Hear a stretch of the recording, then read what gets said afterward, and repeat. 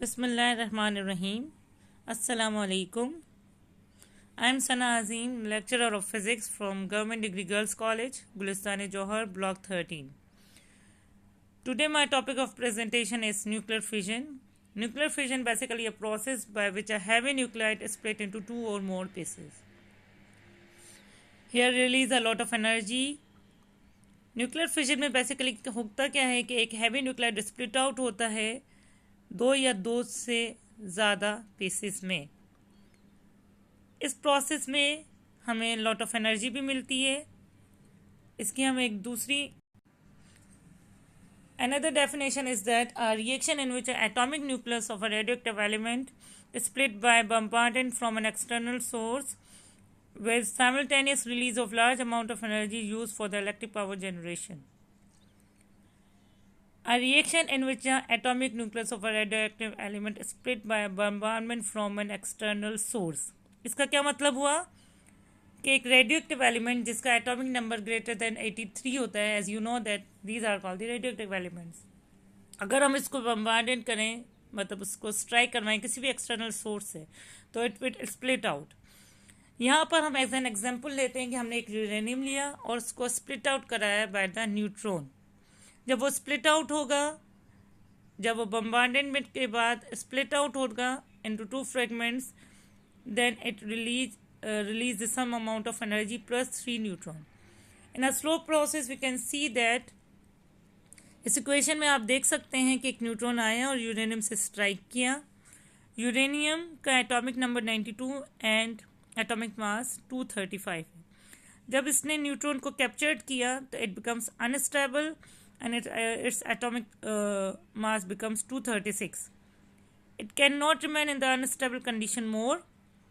Then it will break down into two small fragments, krypton and barium, and release more 3 neutrons plus energy.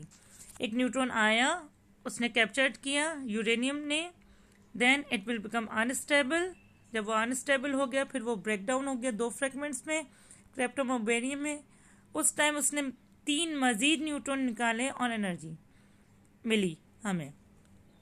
इसको इस slow process में अगर आप देखें, neutron ने यूरेनियम से स्ट्राइक किया, देन इट कैप्चर्ड न्यूट्रॉन. अब ये अनस्टेबल वाली कंडीशन है. जब यूरेनियम बन गया तो 236, देन अब ये 2 फ्रेगमेंट्स की शक्ल हो गई. अब ये दो फ्रेगमेंट्स हमें मिले, that is krypton and barium. उसके साथ साथ हमें 3 न्यूट्रॉन्स भी मिले एंड सम ऑफ एनर्जी. ठीक. देन अब आप देख सकते हैं कि जब हम यूरेनियम ने न्यूट्रॉन को कैप्चर्ड किया, इट बिकम्स अनस्टेबल. अनस्टेबल होने के बाद हमें जो 2 फ्रेगमेंट्स मिले, that is krypton and barium, और प्लस हमें 3 न्यूट्रॉन्स मिले.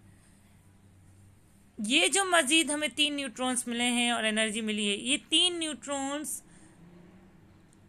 मजीद रेडियोएक्टिव एलिमेंट्स के साथ स्ट्राइक करके फिजन प्रोसेस कर सकते हैं. लेकिन होगा क्या, फिजन प्रोसेस करेंगे, अगेन हमें 3 न्यूट्रॉन्स मिलेंगे, वो मजीद फिजन प्रोसेस कर सकते हैं. तो ये एक चेन की शक्ल बन जाती है, जिसकी मैं फिगर आपको दिखाती हूँ. यहाँ आप देख सकते हैं chain reaction. When a neutron strikes with the uranium, we get krypton and barium and 3 neutrons. These 3 neutrons strikes with the uranium again. Again we get a krypton and barium and 3 neutrons, and it will becomes a chain reaction कि मज़ीद हमें 3 neutrons again and again इस fission process में जा सकते हैं. अच्छा, हर process में हमें एनर्जी भी मिल रही है, सम अमाउंट ऑफ एनर्जी. अगर ये कंट्रोल्ड मैनर में नहीं होता, हर स्टेप पे जो हमें एनर्जी मिल रही है, अगर हम इसको कंट्रोल्ड मैनर में नहीं करेंगे तो हमें ऐसी एनर्जी मिलेगी जो एक्सप्लोजन हो सकता है. इसलिए इस प्रोसेस को हमें कंट्रोल्ड मैनर में करना होता है. और जो डिवाइसेस होते हैं इसको कंट्रोल करने के लिए वो हम चैप्टर नंबर 20 में पढ़ेंगे कि कौन कौन से डिवाइस हैं जिसको हम कंट्रोल्ड मैनर में फिजन प्रोसेस को पढ़ सकते हैं.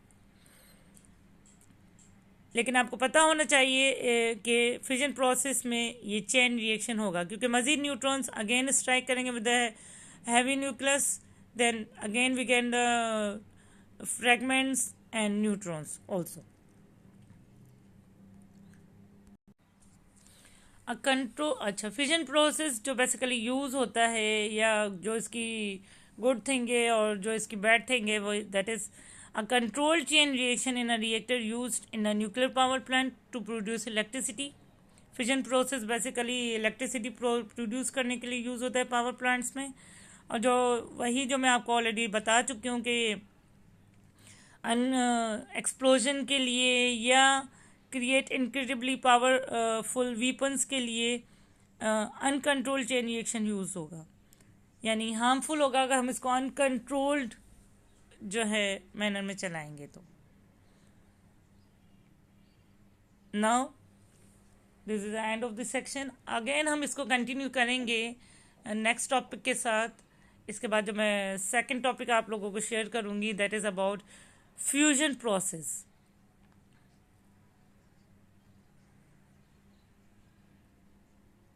ओके, अल्लाह हाफिज।